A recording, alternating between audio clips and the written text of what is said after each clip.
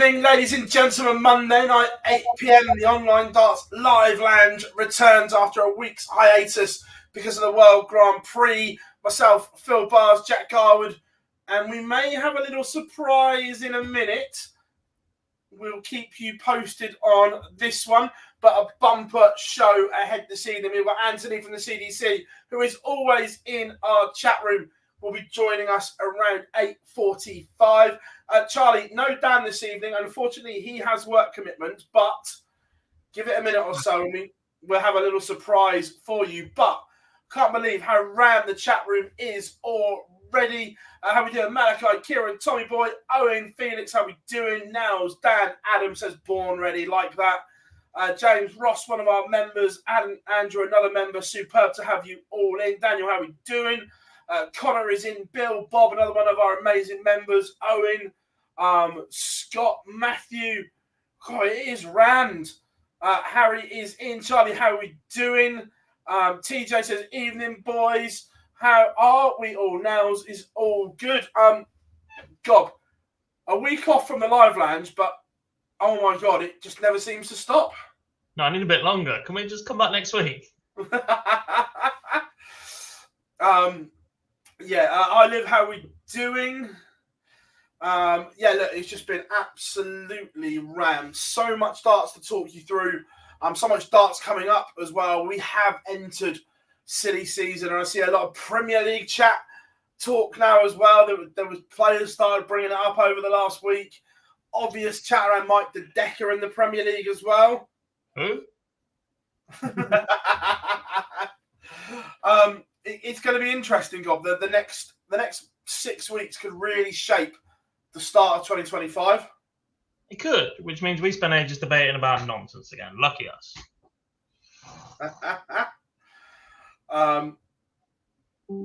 It's interesting. Look, let's go into the Grand Prix first of all, Gob. First of all, I know that we have been, and you in particular, cynical on ticket sales at Leicester, but the start of the week looked incredible for the Grand Prix. Yeah, it looked really good.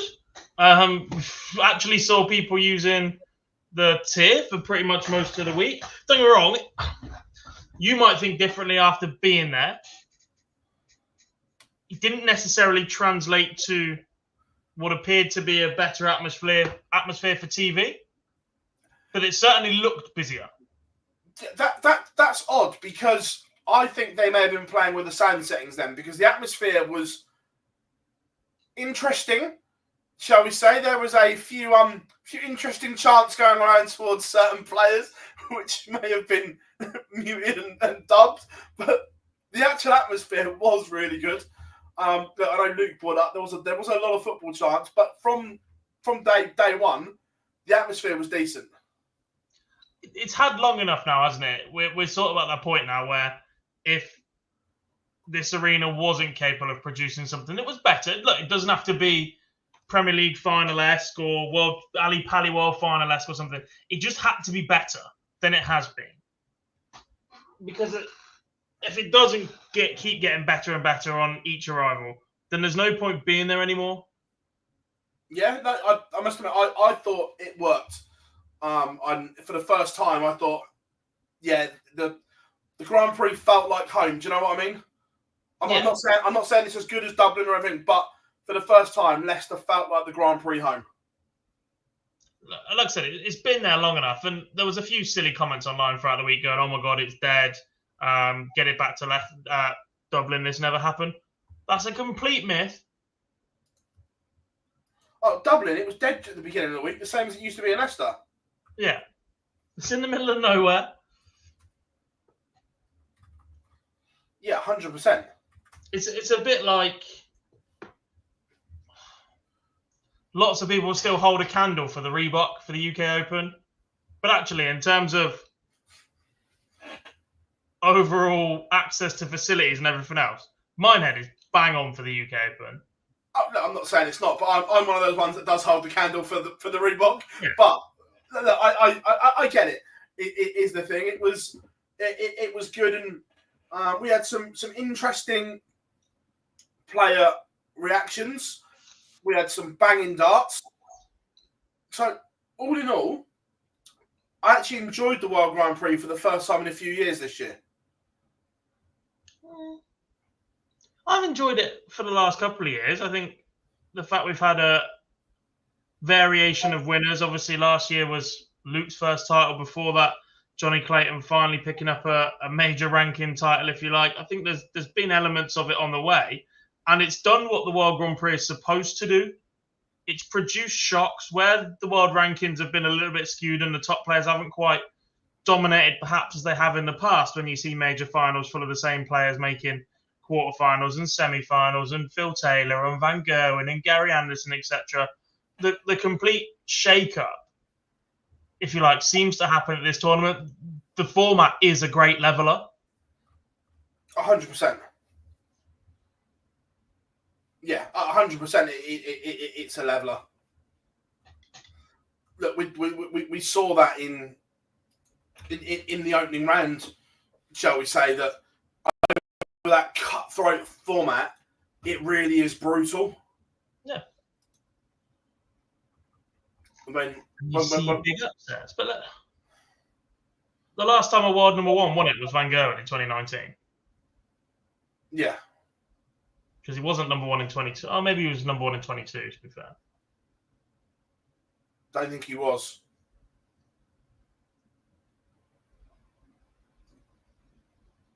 He might have just been clinging on. Possibly. But even then, if you go back through the years, Daryl Gurney picking up a title 2017, Robert Thornton 2015. Don't get me wrong, there is a lot of Phil Taylor, Marco Van Gerwen dominance within that. But if you look at players they've beaten in the finals, Brendan Dolan, Terry Jenkins, Dave Chisnall, Simon Whitlock, Wright in 2018, Chisnall, Van Dyvenbode, Aspinall. Like, there's been variation in there. 100%. Yeah, 100%. And look, we go back to even the thriller on night one where Stephen Bunting was 5-0 up in legs on Luke Humphries, and at times Luke Humphries has this cheat switch that he just hits, and when he hits it, he's unplayable. Yeah, look, we used to say the same about Phil Taylor, and we definitely used to say the same about Marco Van Gerwen as well. There were those spells on the Euro Tour we look back to of his deciding leg record, and pretty much any other major, that if Van Gerwen turned up and turned it on, he was unplayable for that spell, and you had to either hope you were miles ahead by the time he rocked up and did that, or you were still within touching distance and he fell off massively after producing that spell. And let's be honest, neither happened very often. Well, we'll come on to those comparisons in a minute, because they've been made a lot all week and by players as well. And Luke's played it down, but we will talk about it as it goes on. But look, there was a lot of pluses. I thought Aspinall looked good again after coming back from the injury, and I thought it was good to see him looking sharp again. Gary Anderson, look, he lost to an inspired Mike DeDecker, but in spells he looked great against Bully Boy. There was just elements all over. Joe Cullen coming back to a little bit of form. This tournament basically symbolised the start of the rest of the year, where we go, actually, it's not as dire as we thought. For parts of this year, we've looked around going, it's the same names, it's the same faces. We've had an extension of the Premier League with 8 World Series events. And look, there has been a couple of changes, but nothing drastic that we would have hoped to see other faces get shots or mix things up a bit. We've seen a ridiculous number of head-to-heads between those players that played in the Premier League. I think Littler and Van Gerwen have played something like 15 times already. Littler's only been eligible to do so for 10 months. It was nice and it was refreshing to see some of these guys back on TV screens and performing well. Yeah, I agree. I look at other elements of the tournament as well. Let's touch on Michael, because people are talking about it in the chat room. Vincent said the same on Via Play as well. Look, Michael wasn't fit to play, and if this wasn't a TV tournament, he wouldn't have been there. That's not an excuse, because he'd never make them. But we see other sportsmen play when they shouldn't do in football and rugby and so on. And this was one of the occasions that it's happened in a darts game that a player wasn't fit but has gone up there and tried everything. Yeah, and ultimately it wasn't enough. But the worry for me is with Michael is he keeps projecting this image and this, if I turn up and play my game, nobody can beat me. And then he's playing through situations where he's beatable. And what that's done is allow everybody else to believe he's beatable. Oh, wait a minute. We will come back to this in a second. It looks like the issues have been fixed. I am going to play this.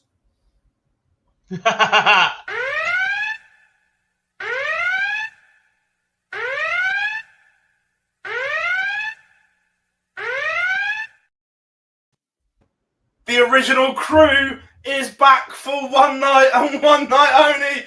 Jonathan is in the building. I hate you. No, you don't. I absolutely hate you. My line for? I come back for one night to help you boys out because Dan's playing with his trains. There's a reference, or a hashtag Monday Reddit or Monday Wedding. And I get the Barney alarm. Monday weddings. Good evening, everybody. This is a blast from the past. We teased it on social media. Forget the original tribal chief. It is the original OD crew. But 4 people on the planet got the reference because not everybody else is a nonce. But yeah, brilliant. My God. Seriously, one more wrestling promo to do something that we do, and I'm gone. You can sit here full time if you want. Barney, Philip, get the Roman Reigns music out now. Yeah, We're getting gone. The tribal chief. Did, yeah. Barney. I did call him Barney. It's just got Barney on the brain, ladies and gentlemen. You know what it is? All bow down to his fearless postman leader. Do you know what it is? I've got Barney the dinosaur in my head because of you know what at the minute. She's absolutely obsessed with it. Hello, chat room. I'll tell you what, as well, everyone's loving the entrance. Jar is back for one night only. One night only, mate. One night only. How are we? God, I haven't missed. Sorry, I have missed this. Yeet. Yeet. Absolutely. Right, where were we? Sorry to interrupt your World Grand Prix chat. No, we were just assessing it as general and talking about, obviously, Michael not being fit to play, but tried. All I'd say is very, very quickly, this is a comment that I saw at the top of the chat. By the way, Rob, yes, they did, unfortunately. I saw at the top of the chat, by the way, did this, and I need to mention this at the top of the show, and I'm sorry I wasn't here for it. You almost got your prediction right, to be fair, Barzy. You had Mike beating Luke in the final, so congratulations to you, my friend. You are the Oracle. You are the Oracle. We'll just change the surname over time, but look, let's talk on how good Mike the Decker was in this tournament and really came of age. All week he was telling us he couldn't win it. He was second favourite all the way through. But nerves of steel when it really mattered. He has played the undercard role perfectly. It is like he has spent the last 6 months watching the last 15 years of Tom Brady and the New England Patriots, telling everybody else that they are the victims, that they are the worst team in the world, that they cannot win anything, and then they go and smash everybody off the park every single year on repeat. No, it's not. And you know it's not. It is. Of course it isn't. Tom Brady and the New England Patriots were never underdogs. Mike Decker was an underdog. Now, I appreciate I have to be on brand here, brand synergy, for the piece that you can read right now on onlinedarts.com on the analysis piece that I did today. Coming into this, I was going to call him MVG there. That's how much Mike's on the brain. But MDD, he was the 3rd lowest ranked qualifier coming into the tournament. Boyle Sports had him at 150 to 1 coming into the tournament. Like, he never won a game on the last 32 stages. He had a dismal record in TV events coming into this. There's a reason why he was an underdog. Before this week on TV, he was shite. Let's have it right. But he's come through now, and now he's a major champion. It's It's you mentioned it there, Philip. I presume you've read the piece. Yeah. 14 deciding legs in sets across the week, and he won 11 of the feckers. Balls of steel. That's not that doesn't qualify as a fluke win or anything like that. That is serious cojones of steel under pressure. And when you look at it, he's gone through a gauntlet. Damon Hare, TV winner. Look, I'm not calling it a major. We're not going that. What's the major debate tonight? I'll be kicking you out of the fucking room if you did. I can understand that. Fair enough. But yeah, Damon Hare, TV winner. You've got Gary Anderson. Don't know if you ever heard of him. Just a 2-time world champion. James Wade won this event 2 times. Phil Bars' favourite human. Dimitri van den Berg, UK Open champion. Only other Belgian to win a TV title. And then, of course, just the small matter of the final boss. World number 1. World champion. World Grand Prix champion. Winner of pretty much everything on the planet, Luke Humphries. Like, it's a gauntlet that... you know what? You mentioned... Was it Thornton's Grand Prix that you mentioned before, Gob? In terms of the gauntlet that you go through? His was the UK Open. We did mention Thornton's Grand Prix, but Thornton's UK Open is right up there. Yeah, and when you look at it in terms of what these have won, he's got to beat 2 world champions and 2 other major winners and another televised winner. You ain't going to get better than that in terms of a run. No, it was more people that keep winning one of these, by the way, as first-time winners. The more you might do, because the entire field's going to be full with them. Can I just say as well? Sorry, okay, this is coming. I'm right back into this now. How many incredible TV finals have we had in 2024? The World Championship were unbelievable. Last leg decided in the UK Open. The match play was unreal. We had a 9-darter in the Premier League final, and now we've had an absolute cracker in the World Grand Prix. Dan and I would like to disagree with you on the UK Open. We thought it was unbearable. No, I get that, but it went to a last leg. Like, you know, in terms of a spectacle, but it was drama fueled. It was drama. Yeah, I The agree. UK Open is like game 15 on a Wednesday. The UK Open final to me was like game 15 on a Wednesday when the group has already decided, and then the bastards decide that they want to play all 7 legs. Waste of my fucking time. Yeah, but look, Mike De Decker was incredible. We've got some clips to play as well, so we'll talk about some of the talking points first of all. First of all, let's play. Actually, I'm going to play Luke's clip as runner-up first because this is one of the classiest interviews I've ever heard from a man who's just lost a major final. Apart from that, he was in every time. He showed a lot of bottle tonight, and you know that makes a good player. You know, your first major final, there can be nerves, and I felt it in mine. But yeah, he looked like he didn't feel it. So, you know, missed opportunity for myself. I felt like I missed so many opportunities, and again, my doubles were awful. But Mike was fantastic, and I think the better player won the game. And I think, you know, I deserve to be the runner-up. Very, very classy from the world number 1 and world champion.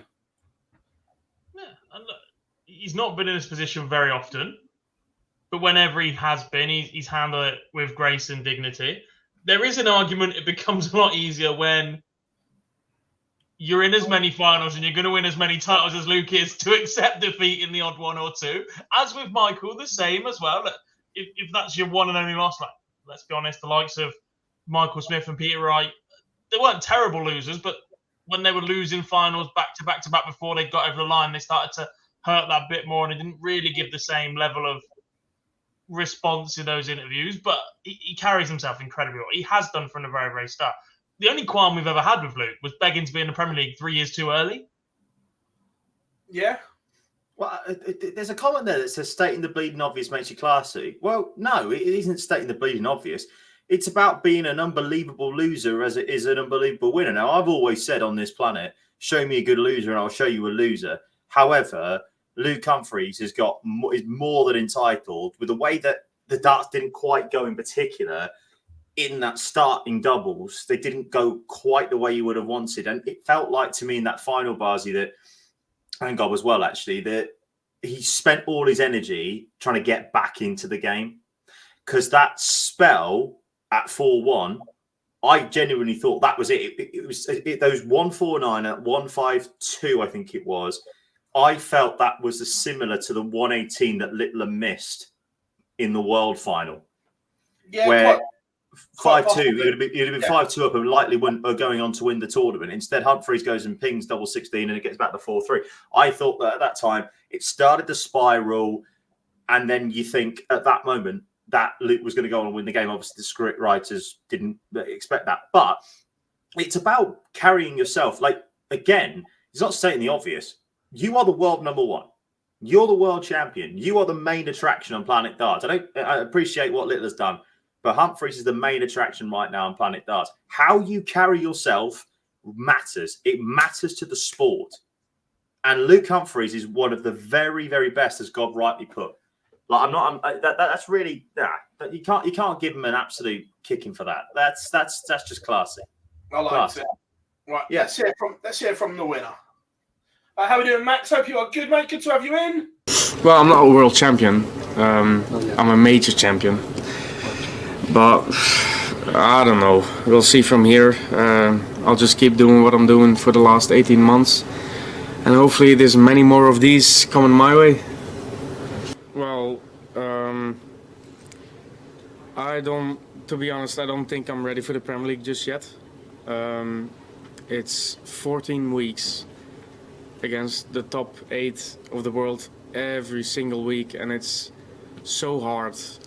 I've seen it with Kim, I've seen it with Dimitri, I've seen it with Jelle, who is a good friend. I don't know. If they put me in, I'll say yes 100%. But if they don't put me in, then that's fine. Then maybe next year or the year after, it's not up to me. So. I love that. I'm not ready. However, if they put me in, I'm saying yes. Oh dear. I love it. Oh dear. But we'll talk on his point more in a minute, because I'm sure we've all got different theories. Can we on this not one. mention the P word? It's October. Yeah, that's my theory. Fuck off. Yeah. Can we not mention the P word? Are you Pringle? trying to find a crown? No. You bastard. Then we had some real honest stuff from the players across the week as well, and I love this from Joe Cullen. Dogs have been that's why we've played absolute yeah, that's why, to be honest.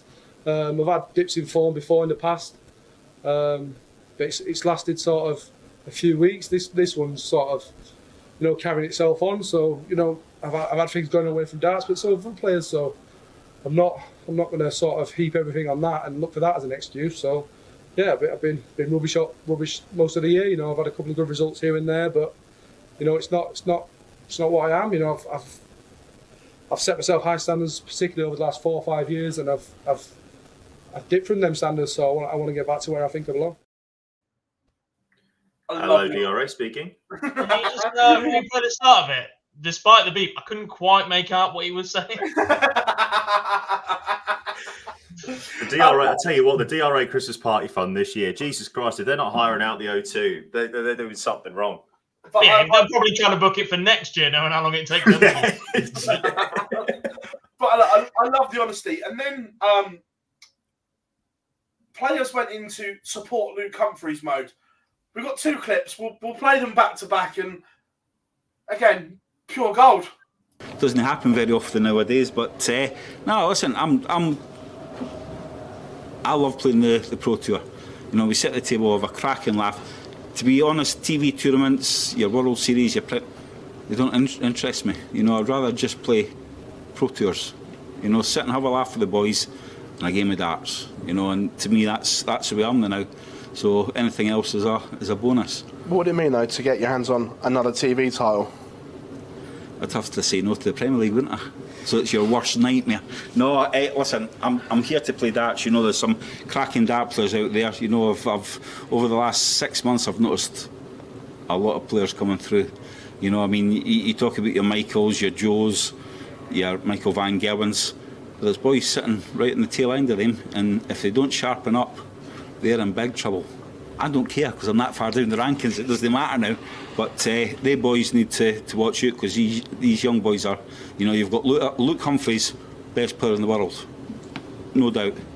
You should do a bit more interviews with Luke because he deserves it. I mean, what he has won over the last 12, 18 months, he deserves it. Luke Littler's coming through, firing all guns. You've got Mike DeDecker, cracking player. You've got all these boys coming through. So Darts is going to be in a funny place in the next. You've got to use some phrase to warm up, haven't you? No, I was panicking, I was panicking, and I didn't deal with it as the most professional way I should have done. So, I won, and let's not sugarcoat things. Gezzy's one of the very, very best players in the world that you can play. He isn't going through the best stage in the world, don't get me wrong, but he is one of the very, very best dart players in the world. And I think we all sugarcoat it, we all overlook it. I would like to also say, me and Gary Anderson don't get on very well at times, but what I will say is, you're all missing the biggest trick in the world. I would believe that Luke Humphries is probably the second or third best world champion we've ever had. We've had world champions, Gary's one of them, we've had Adrian Lewis, we've had lots of them. Luke Humphries has won almost everything after the World Championships and before it. I really think that the public and yourselves, the public, I believe that yourselves are failing a little bit because we've never had a world champion like it. The last world champion we had as good as him, maybe Michael, but before him was Phil Taylor. And I feel really sorry for Luke Humphries, and it's not. I don't need to do this. I could have finished the conversation 30 seconds ago and walked out the door. Luke Humphries is probably the second or the third best world champion we've ever had, and you're not embracing it. And you're not going to get someone that's as great as him for a long time. I think you need to grab hold of him and celebrate it. The things he's doing are like magnificent. I'm not going to rant on like Gary did. Well, not quite as much. But honestly, I swear, like the things he's done and the things he's won. You tell me another world champion that's won as much as he has done afterwards. Tell me. James Wade going to be the special guest on the live lounge later? No, there was a lot of love for Luke from a lot of other people, and look, there are a lot of comparisons being made. He's tried to play them down between himself and Michael and himself and Phil, but there are comparisons there to be made. Are there? In the way that he's been so dominant since picking up a first title, yeah. You look at Michael Smith picking up a title. He backed up a Grand Slam with a Worlds. Yeah, he has. Yeah. Has it, since the World Championships, he's been dominant? Winning titles since the Grand Prix last year. Okay, so he's won. Phil that got to 6 major finals in a row and things like that. So yeah. No, I'm not disputing that, but do we not class dominance as winning them anymore? He's lost 3 of these major. He's lost 3 of the 4 major finals he's been in this season. Like, don't get me wrong. I am a massive fan of Luke Humphries. Mate. That's the difference. Like, he is just good. And like, the difficulty I've got with the points that James and Gary have just made is, one, I don't think they particularly apply to us in this show. We've always been quite certainly not for one of them. How good Luke is.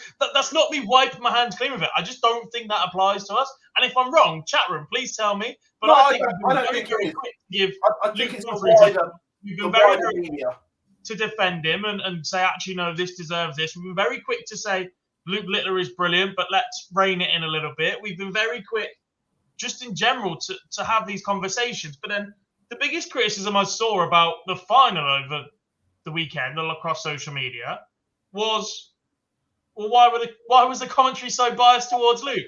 Why was nobody saying DeDecker can win this final? Why was it always, how many sets are you giving DeDecker? Well, because Luke's been so dominant for so long, we talk about him in a fashion that you talk about Phil Taylor in a final or Michael Van Gerwen in the final, and the first thing you do is fucking criticise it. There's absolutely no winning with it. No, but the thing is, though, is the fact that there's two sides of the coin here. Obviously, look, I'm not saying that Luke hasn't been the dominant force of the sport. He obviously has been, but we have to make the point that of this point that he hasn't. He has lost 3 of the major finals. Now, obviously, it's an achievement to get to a final, but we're dealing with winners here. Like, the currency is coin, the currency are trophies, and he's still got 2 of them, obviously, in the Slam and the Worlds, and he could go and get one of the trophies that he hasn't won in the last 12 months, 3 weeks' time, down in Dortmund. Well, 2 weeks' time, I should say, in Dortmund. We know this, but the point that I'm making with this is the fact that like Luke can't win because one, the people, unfortunately, people get bored of winners. You see what it was like with MVG. Especially during prime MVG season, a lot of people turned off because they just knew that any tournament he walked into, after tournaments, he won. And secondly, people will talk about him in that way because he is to be feared. Of course he's to be feared. The dude's going to be world number 1 for the next 2 trillion years. Why wouldn't he be? Why wouldn't he be feared by everybody and anybody that plays him? Like you say, you can't win, right? You can't win, you're right, God. You can't. On the sense. But it's an interesting comparison. And look, there was a lot of chat and a lot of clamour around the Premier League. A lot of people did speak about it. No. Last year's 8. Shy. It was Bobbins. How many of last year's 8 missed? Because right now, I think there are 5 guarantees for this year's Premier League. Yes. Well, obviously 4 are guaranteed because we know that. And Littler's not in the top 4, so he's the other one. He's 5. But then again, who's in that top 4 at the moment? I'm just looking at the rankings right now. MVG, Cross, and Chisnell. Christ, Dave Chisnell back in the Premier League. Goodness gracious me, we are in trouble. Please, someone go and win a TV tournament because I do not want to watch that for 16 weeks. Right, yeah. Littler's top 10, fine. Unless Peter Wright wins a TV tournament, I can't see him being in it. They may put Aspinall in, but I'm not sold on that. I don't think Gezzy's in big. I don't think Gezzy's in with the way he's playing. I say this isn't only, by the way, but Luke Littler in 10th is only £100,000 behind Dave Chisnell. I get that, but we're doing it. We could very well be top 4, and then this conversation changes completely. I think you've got Damon Heta just outside him as our 70 grand. Could we see Heta make a world quarterfinal, semi-final, something along those lines? He's right in contention. Like Clayton's not too far behind. He's hitting form at exactly the right time. He's been through this busy period before. Bunting's getting there or thereabouts. Aspinall's back fit, is only similar money behind Peter Wright. Maybe we'll ignore him. There's a few others in there as well. Like from 4th to 15th, where Michael Smith will fall. Fuck me, where Michael Smith will fall. It's 150 grand. Thing is that if we're looking at it right now, as you say, Chiz is obviously in. I'm not a Chizzy hater. I just don't want to watch Dave Chisholm in the Premier League for 16 weeks. Like, sorry, I just don't. That's not my ideal of a Thursday night. But I think he's a great player, but we all know his record on TV is, let's be honest, bobbing. So putting him back in the Prem, I tell you who is one player that I think will probably be in unless someone goes mental, and that is the UK Open champion. I'm not sure. And the reason I say this boxes because of the Decker. The Decker ticks the same boxes, and there's a recency bias. Plus, he's a Sky winner, not an IT winner. Sky bias for a Sky event. Personally, I'd still leave both out. I don't think the Decker should get in the Prem right now. Unless he goes and wins the Slam or goes and wins the Players or something like that, then they have to pick him in. But we've seen what happens obviously it used to be the fact that major winners get in. We all know this. But, I mean, who was the last debutant, bar Littler, obviously, that did well after winning a TV major? Clayton in 21, Cullen maybe in 22. That's as far you don't want to go now because Dobie made semis. Yeah, Dobie was brilliant, but finished 7th. Oh yeah, close enough. But you look at the year before, you've got Cullen making a final, Clayton winning it fucking Sousa. Jose de Sousa out of Yeah, nowhere. hit the record 180s. And then Yeah. Durant winning it. Like, the recent Premier League is not that sort of argument you want to go down. By the way, has anybody ever had a bigger purple patch than Jose de Sousa that was so much higher above the level that he was before and then has regressed to that level so quickly afterwards? No, I agree with that. The random tangent, by the way, just while we're talking about Jose, I was looking at him and I was like, Jesus Christ. I think if you look at it now, to me, people who don't get in from last year, right now, not sure if the Bully Boy will, unless he goes and defends some money. He's got 670k to defend over the next 2 months because he hasn't had a great time of it. If you look at it, Gezi, I don't think is guaranteed, and I wouldn't put him in. Peter Wright certainly wouldn't put him in, but he is starting to get a little better, but I still wouldn't put him in just yet. There's one thing to consider with those three. Gezi, I don't think the format suits him at all. Smith has either been very, very good in it or very, very bad in it. Peter Wright has hinted that it might be one more effort.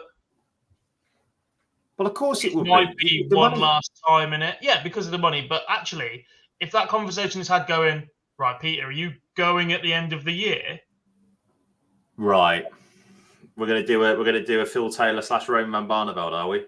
Yeah. Well, just a couple of in the chat room. I know Josh said about Chizzy. Yeah, I double checked with the PDC. The top 4 rule is still there, so anyone in the top 4 is selected.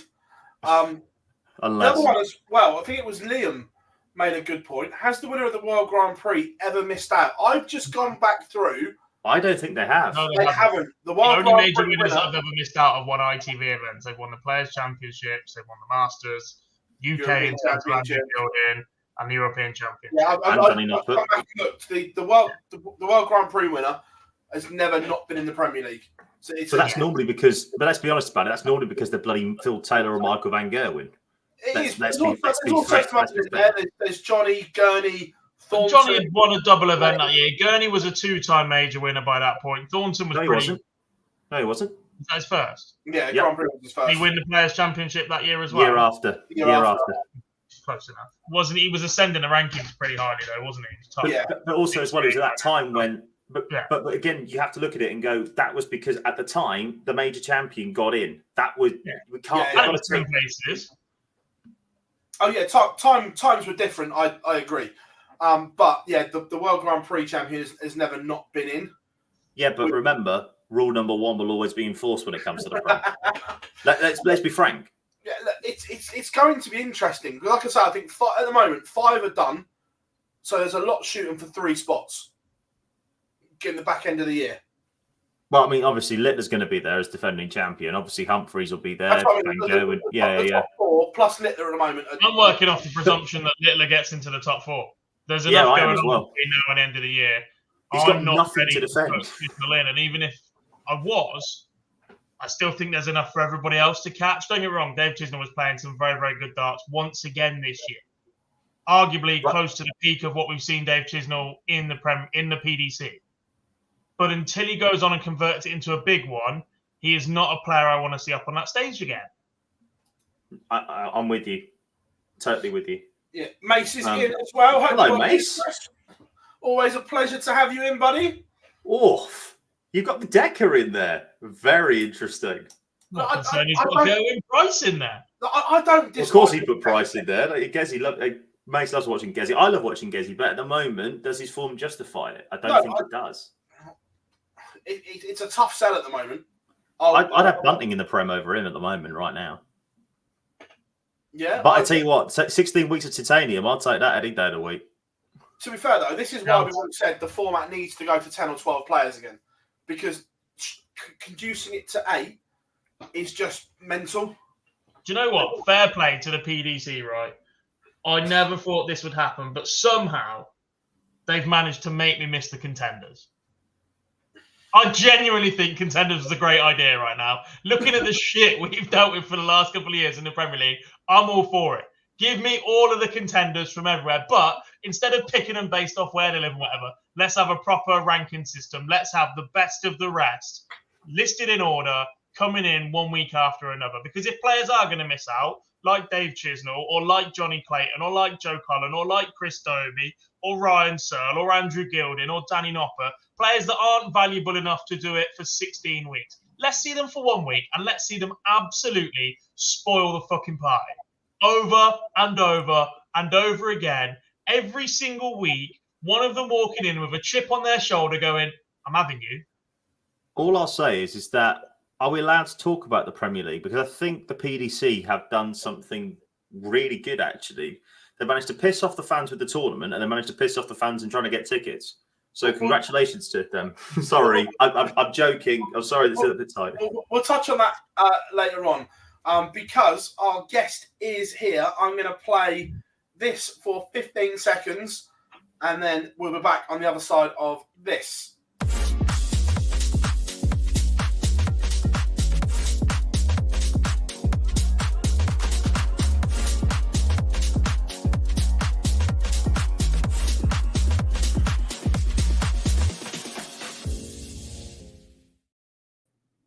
Hey, ladies and gentlemen, the one and only Mr. Anthony Eugenia from the CDC joins us from Texas in the United States of America. How we doing, buddy? I had this just for you. Terry Black's Barbecue, the best in Austin. So we. Oh, no outside promo unless they're paying us. Wait, good point. Yeah, I'm learning. You can't be working on another sponsor just for your own benefit. Come on now. First of all, buddy, how are you? I'm doing pretty well. I just want to give you my best on behalf of my partners, Jeff Good, L. David Irete, and of course, Peter Citera and the whole team.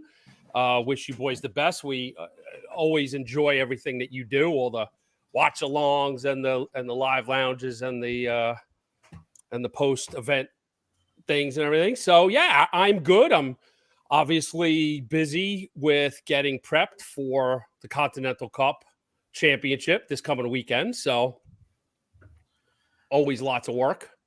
Yeah, look, it's been a great year for you guys once again. The growth has been there. And the biggest compliment I can pay you guys right now is we're talking about the names that aren't qualifying for your tournaments. Mm-hmm. And that's not being disrespectful to the guys that have made it, because they've done brilliantly. But the strength in depth now, we're talking about players that aren't making it to your major events, which you must be thrilled that people are talking like he's missed out and he's missed out and so on.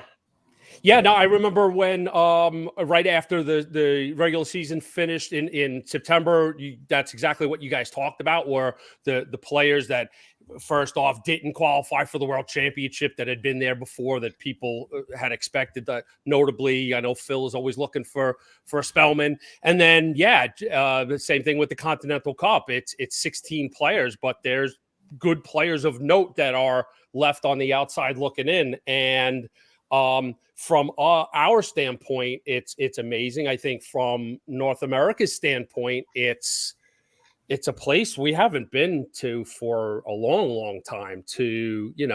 We've always had players of note, players of skill, and but you could name them on. You start to run out with fingers, right? But it's now we're so blessed with the amount of players that you get to see go over compete in either these WDF events, over to Jack and Modus, Jack again in the seniors, and then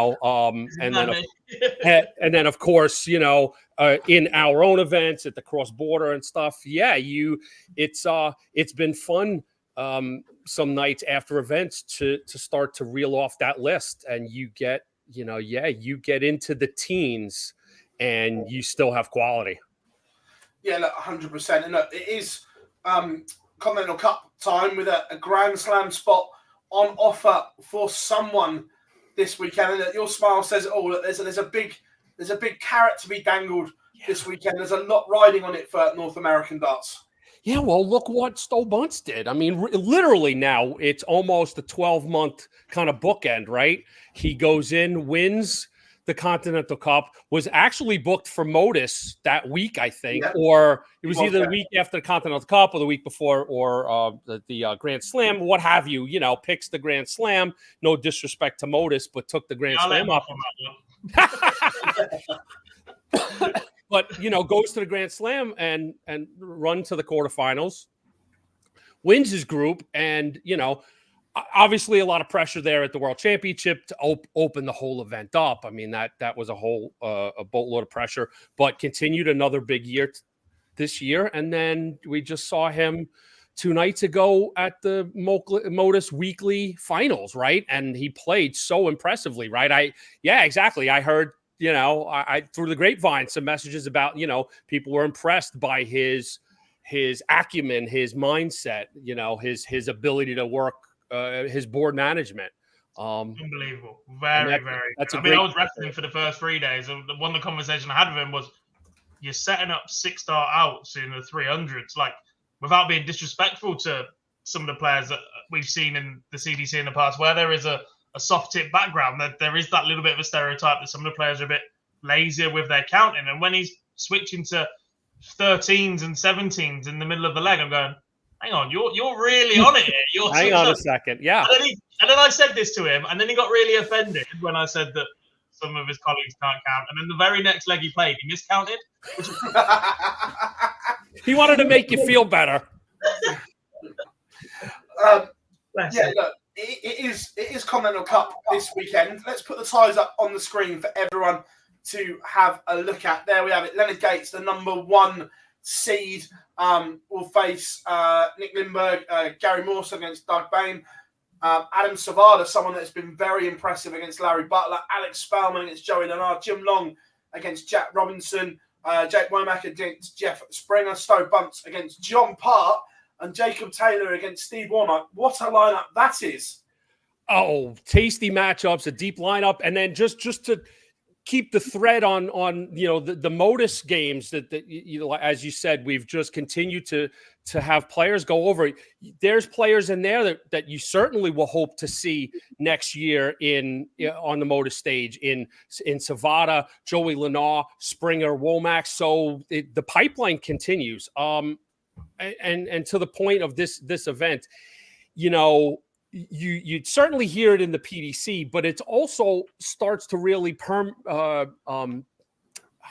the word am I looking for?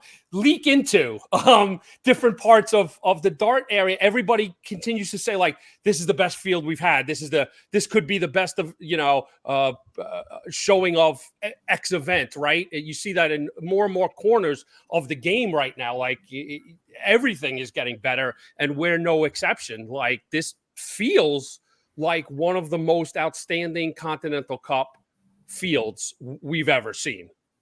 Yeah, I know Mason's in the chat room. He says no, David Cameron. It's common knowledge because he told everyone David Cameron is on a cruise, which was already booked. So, and I believe he couldn't take part in the Grand Slam because of it, so didn't want to take the place or potentially take the place away from someone else. That was his feeling. We certainly still wanted him to play. There's a lot to play for outside of that, and it is what it is. Players do make their choices. So, but notable is from the top 16 that got their invites, there were 2 players that declined invites: Jeff Smith and David Cameron. So we just went down to the 18th spot. So still, you know, cream of the crop, super good fields. Yeah, I mean, there's in that field of 16, you've got 11 players that have won a CDC circuit event previous to that. You've got 2 players that have won our evolution level, which is, you know, what took place today in the Winmore World Youth Championship. We had 4 players today in that. So we've got 2 players that have excelled at that level, and then we've got 5 previous Continental Cup champions. So lots of quality in there. Yeah, absolutely. Paula is in the chat room. Hope you are good. And yeah, Jeff Smith. Then again, since we've been doing more and more of you guys, the love we get from North America in the chat room is incredible. Good to see. Yeah, absolutely outstanding. But with all the carrots that are dangled this weekend, from obviously I know from your point of view, the Continental Cup is the biggest thing. But how much other players talking about that Grand Slam spot? Actually, in my opinion, not enough. To be honest with you, not enough. I mean, you know, you go into the last weekend and it's a race for the World Championship, and in a way, it seems like the Grand Slam was an afterthought. I obviously it's not, but not as much chatter as I would like. We obviously try and promote it. Now, I'm sure the players go in with the mindset first and foremost, like I'm going to win the event, and then whatever windfalls come thereafter, right? It's sort of like when you're standing there with the cup on Saturday night, then the realization is like, wow, holy smokes! Now my next stop is Wolverhampton for the Grand Slam, right? Yeah, I was just going to say, what like you get one. Wow, I get to win the Continental Cup, and then where am I going? Oh, I'm off to Wolverhampton. On a serious note, though, Anthony, you say that about the Grand Slam there. Isn't that just a testament, though? I don't blow smoke at people's backsides, as you know, but is that a testament, though, to what you and the CDC are currently doing in the States? That actually people, yeah, it's great that the Grand Slam is a massive carrot, if you like, but people want to win the Continental Cup more. Mm-hmm. Isn't that a testament? Surely you've got to think, wow, we really are building something here. Absolutely, I agree, and I appreciate the compliment, and I understand it fully. Yeah, you start to get to a level where there are many riches to be had. Yeah, we take great pride in the Continental Cup being one of the, if not the most prestigious steel tip title, right? And you tread lightly for the first couple of years. You don't want to make enemies, toot your horn too much, and and of course there's a North American Championship that takes place at Madison Square Garden, prestigious, good amount of money, going to World Championship. But obviously we feel this is an event the players earn a way in. 14 events, it's a grind. The competition is really steep. You come in and the event is 16 players of high quality. Not a ton of easy games. We look at those matchups. I'm sure we'll go back to them. It's a few rounds to win, but they're tough rounds to win. So yeah, we've got to the place after 10 years that I think we proudly and comfortably say that Continental Cup is the major championship to win here in North America.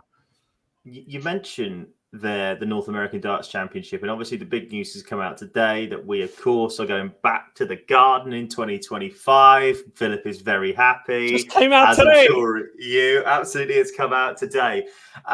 Look, last year, and I don't think this is a very bold statement, but it's a statement that needs to be said. Philip, you can probably correct me if I'm wrong, but I'm sure I'm not. That this was, in my opinion, the best World Series event of the lot. I thought the crowd were unbelievable. I thought it was a very, very good tournament. And I thought that out of all of the qualifiers, the CDC players probably played the best out of all of the World Series qualifiers. What are we expecting now in 2025? And is there anything more, do you think, that yourselves or the PDC can work towards? Because it'd be amazing to get a second event back in Las Vegas. I remember the Desert Classic all those years ago. Oh, yes. I'm a sucker for Vegas, so I like the Vegas idea. Bring back the Desert Classic. But do you think that, well, this is the point I was going to make. Do we think that maybe in the next year or two, yourselves and the PDC might be able to say, do you know what, let's have that second event? Because darts is booming all over the world, including right now in America and Canada, obviously. Yeah, I think Canada lines up great for many reasons. And this is just me speaking, nothing official. I'm not speaking on behalf of the PDC at all. But we're all educated dart guys here, right? We can surmise what that would do. So now what happened? Yeah. 3 out of 4 of us on this chat. We can't win them all. But you would surmise what having a second World Series event would mean. Let's say somewhere maybe outside of Toronto, right? You could do many, many things with it. You could, if they would bless us with another similar event to what the North American Championship is, we as a CDC could now fill New York with just straight 8 U.S. players, right? Now you turn towards, I'll just use Toronto for discussion purposes, right? Toronto is now 8 Canadian players coming through now. So now you've just doubled the amount of opportunities people get. You could do, you could go in a few different directions. You could keep a quote unquote North American championship and somehow combine them two, or you could now have a United States champion and at the Garden, that player goes to the Worlds. You got a Canadian championship at the Canadian one, they go to the Worlds, right? Then they both get to play in the Canadian Masters, US Masters.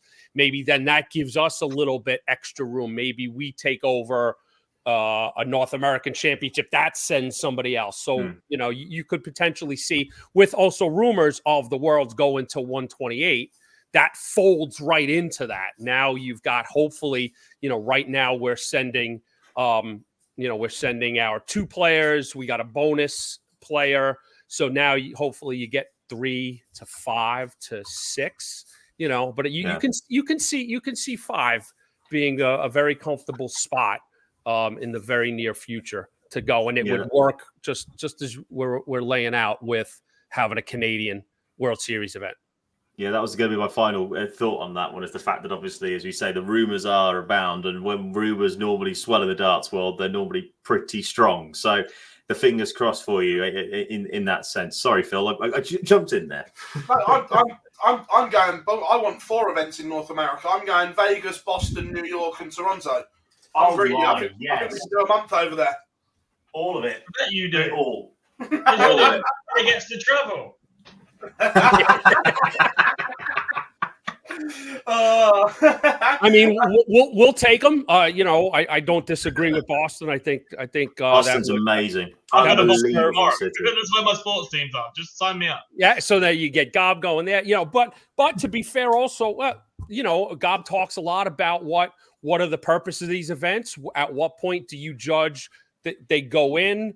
At what point is the market successful, and that now should be utilized somewhere else? I don't think we're at the place that anything should be pulled, of course. But so you let us sit with New York. You let New York sell out. I think that's a fair. People were getting so over the top last year, just like at the Alley Pally. People are talking about, should we move upstairs? And I'm like, you gotta fill out the 300s at the theater in New York first, right? You solidify that. You, just like what's going on right now with the Worlds, is you don't want to turn anybody back. You don't want anyone to miss out specifically, right? But you definitely want to have that feel of demand, right? So like to that place in New York where you get 2 to 3 years of, wow, boy, oh boy, those tickets didn't last long, 1 day sellouts, that sort of thing. And then, then you go from there. Yeah. Evening, Peter. I hope you are good, my friend. Always good to have you in. But yeah, look, let's go back to the Continental Cup before we forget it. And that's wrong, because it deserves the love and respect before we talk about other things. Looking at the bracket itself, there is an interesting subplot. Forget the Continental Cup, forget the Grand Slam as in everyone else. John Park going back to Wolverhampton to be commentated on by Wayne Mardle and Mark Webster is an absolutely incredible thing. That's completely brilliant. Don't get me wrong, though. He's got an incredibly tough draw, and I think it might be a little way off. John has been playing fabulous every time we see him on the seniors events. We look at the draws and go, this is a bit tough. This might get a little out of hand for John. He's been putting in good performances in North America, and he just finds ways to stay in games. I think he's got to do a little bit more, though, if you're going to conquer somebody like Stowe. I saw him firsthand the other week, last week. His scoring power when he gets it right and when he clicks for those couple of legs is just ridiculous. And, from John's standpoint, he's going to analyze it. There's always a theory, right? If you're going to have to go through one of the top players, try and go for them early, right? Even for us, it's a little shorter best of 9. Anything maybe can happen in that first round. Get past Stowe bunts, build a ton of momentum. The confidence oozes, and we never know. Look, just looking at the names, and I'm not going to put Anthony on the spot here, but Gob and Jar, do you see one of the lesser ranked seeds causing an upset, or do you think it's going to be one of the big hitters that takes that spot at the Slam and wins the Continental Cup for this year? I mean, look, you know where my money's going on. Look, the romantic in me absolutely wants JP. But even though he's only fifth, I still think that Spellman can just turn it on.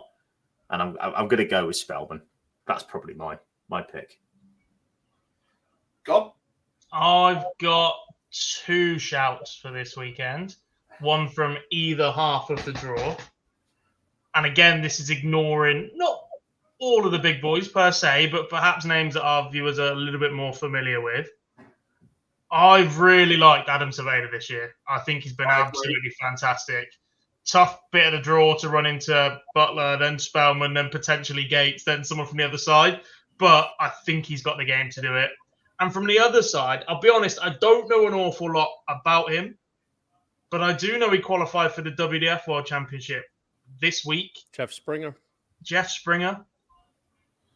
Player out of the Pacific Northwest. Keep an eye on him.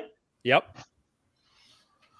Yeah, look, I agree. I think there's a lot to like. There's a couple of little sections. Like if Bunce beats Part and Jacob Taylor comes through, what a matchup that is. But I do look at the other half of the draw and I see Gates, Savada and Spellman and go, wow, that's a tough section to get to the final bare minimum. Look, the romantic in me would always pick Spellman. Everyone knows that. But I agree with Gob. I think Savada is playing some fabulous stuff from that half of the draw. And I think he plays Bunce in the final.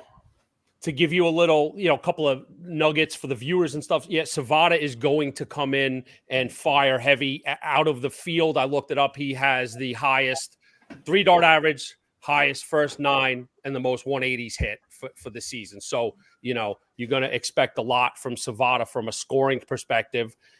Things that jump out to me for people to watch. Of course, classically always your 8-9s and your 7-10s are always, supposed to be pretty tight. And that's the case in here. Mawson and Boehm is going to be good. And then, as Jack said, Jeff Springer in good form over the summer, but playing Jake Womack, who won an event in the last weekend. So those are good matchups.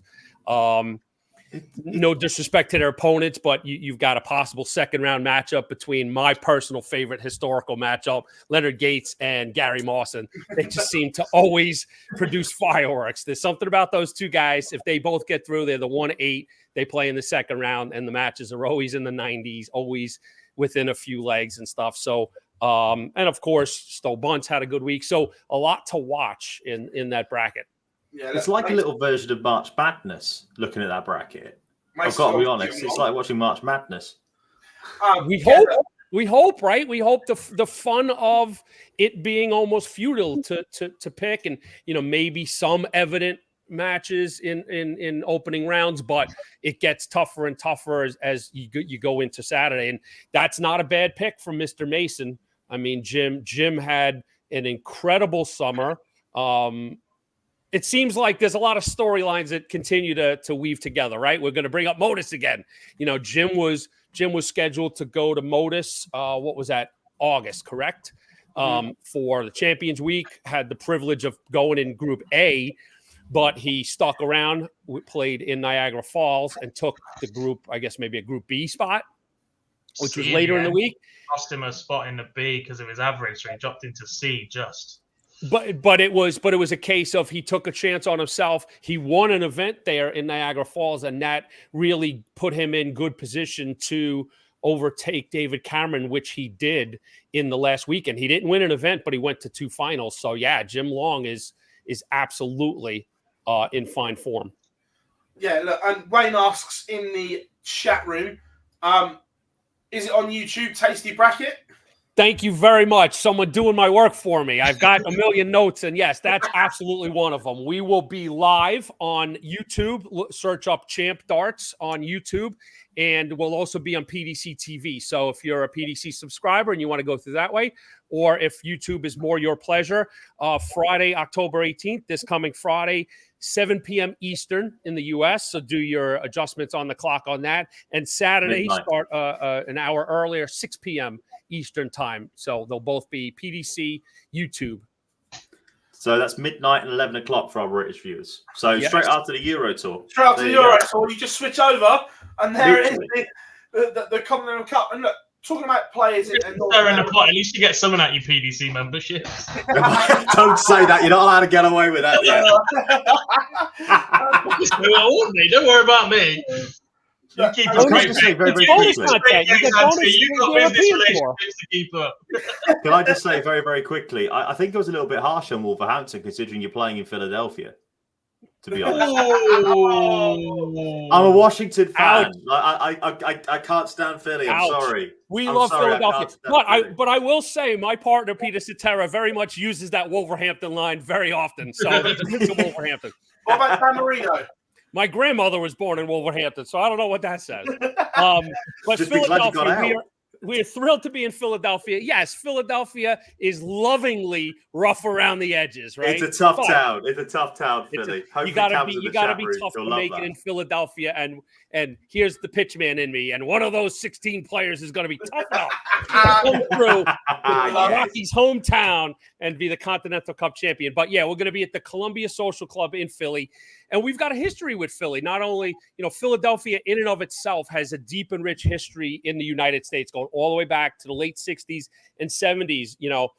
When the first time we were able to go over and give you guys a problem in England was the Philly guys. To be honest with you, there were some others from California and other places, but a lot of New Jersey and Philadelphia players were the toughest international opponents at the time.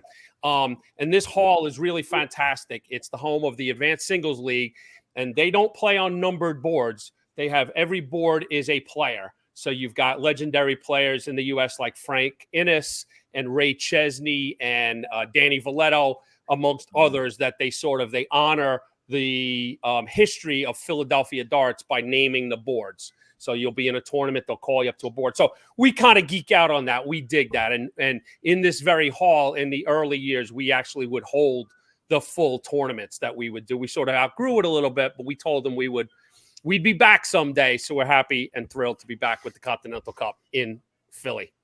Well, now that Peter's not here, we can ask you this because he always frowns. But that little black book of yours, what's in it for 2025?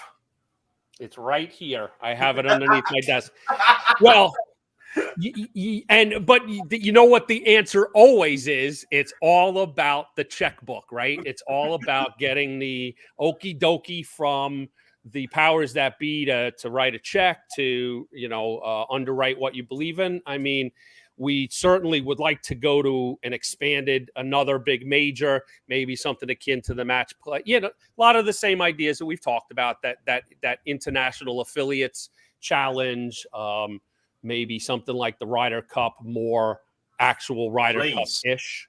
Please. Yeah. I would love a Ryder Cup right now. UK if we, the rest of the world. A North American Ryder Cup in Newfoundland would be absolute insanity.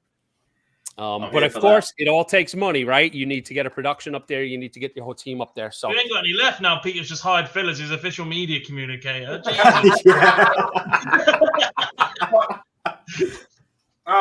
the way, I have screenshotted this and we'll be following it up. Here we go. Official communication will be coming in once again once the show's done. We'll contact HR. We'll get things moving. The other one that we've banged on about this for a while, but in the UK, it's unlikely to happen because of the bookies element, that they won't go for it. But can we have the CDC Royal Rumble? Yes. I went right to Jack. I wanted to see Jack. Yes. I like you, Anthony, but the answer is fucking grow up. I'm picturing it now on the stage. Savada has just beaten Jim Long, and Leonard Gates' music hits from nowhere. I'm here for it. I'm here for it. I'm all here for it. Yeah. I was disappointed that I couldn't come up with a wrestling prop to open up for Jack today. But I mean, that's certainly something we could do. Now, in all fairness, it would work a little better in the UK. Like, I guess maybe with his hip replacement, it's a little less, it would be less dramatic to have the power come in late in the event. But, unless somebody wheels in it. It's Phil Taylor's music. Couple of guys in morph suits just either side trying to pretend they're not visible. Luke Littler wheels him in and he plays instead. I mean, it's brand in the wheelchair and all sorts. Yeah, that's one of those lovely ideas that, again, you banter about over a couple of cold beers. Look, it would be great, but look, just darts in North America. Look, we love it and we love what you do for it, and that's why we put so much effort into making sure you guys get the coverage it deserves, because it is incredible the journey that the CDC has been on. And like we touched about earlier, Madison Square Garden this year was literally incredible. Anthony and I sat on the balcony looking down on that Saturday night. That was amazing. And it was like we looked at each other and they said darts wouldn't work here, and literally it was spine tingling, the noise the crowd were making on that between semi-final and final. It was just ridiculous. And look, the dream one day to fill that big arena at the Garden, the big room, incredible. Yeah, small steps, and and we need, those that are listening, we need you as fans. Like, what Phil's talking about, we can get there in terms of the organization, maybe the players. Like, there's a lot of other pieces, but the biggest piece is you guys. Like, we need your support. If you don't think you matter, you do greatly. Every single dollar that you spend at the Garden, coming to the Continental Cup, the cross-border, it makes a difference. Like, we can't go to sponsors. 2025 is a big make or break year to get that big sponsorship. It's tough to go to those sponsors and say, yeah, I've got 5 subscriptions on YouTube and I've sold 11 seats at the Continental Cup. Like, those numbers just don't fly. So if you dig this and you want this to succeed, it's simple things like supporting the YouTube channel, ours, and Online Darts, and the podcasts and things. And then when we get our poop together and get some merchandise, like I know the online boys are getting their stuff together too, but it makes a difference to have those merchandise sales be good and the attendance things. It all really does matter. 100%. And you boys are always welcome on whatever show you want to come on, whether it's a Fallout Bar, the Live Lounge, a Pro Tour stream. I've been thinking about maybe, I've got to make sure my homework is done, but maybe a Fallout bar. I know you guys are doing so many of them, and it's like, who's making it, who's not? Maybe Eugenia one night will sit in. I'm sorry, I was just going to say, Phil, Fallout Bar from New York next year. Well, we've already spoken about the Live Lounge live again from New York, so let's hope a storm doesn't ruin that this time. Perhaps we could. Oh, that storm was. I've never seen anything like it. Yeah, we have to try that again just so we can set it right. Literally, that storm that hit that night was like nothing you've ever seen before. So to put into context, from where we had it at McHale's was an incredible bar. It is literally a 15-minute straight walk back to the hotel. It was that bad. Ubers were over $100. Least to say we all hung around in McHale's and had an extra meal. 100%. Meal. Oh, yeah. But had a practice as well, did we? We were working. But yeah. I think we might be able to do a Fallout Bar live from New York as well next year and go up another launch. But that you and Peter are always welcome. Thank you very much. If I may, just one last, go through everything. This weekend, obviously, it's the CDC 2024 Continental Cup Tour Finals Championship presented by Cosmo Darts, October 18th and 19th, 7 p.m. on Friday, 6 p.m. on Saturday, live from Philadelphia. If you can join us, we still would like you to come on down. Tickets available at Champ Darts. We will be live on YouTube and PDC TV.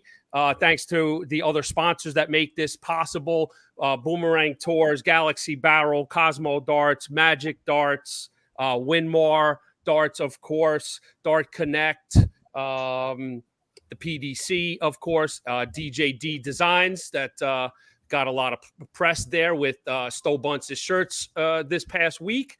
And I do hope I'm not leaving anybody out. And if I do, I apologize. I think I got our invoices in the post to every single one of them for their advertising spot on our show. Ladies and gentlemen, he was only meant to come on briefly, but it's never a briefing. The one and only Mr. Anthony Eugenia from the CDC. Thank you, boys. Very much, my friend. We massively appreciate it, as always. We're going to play a little 15-second break, and we'll see you on the other side of this.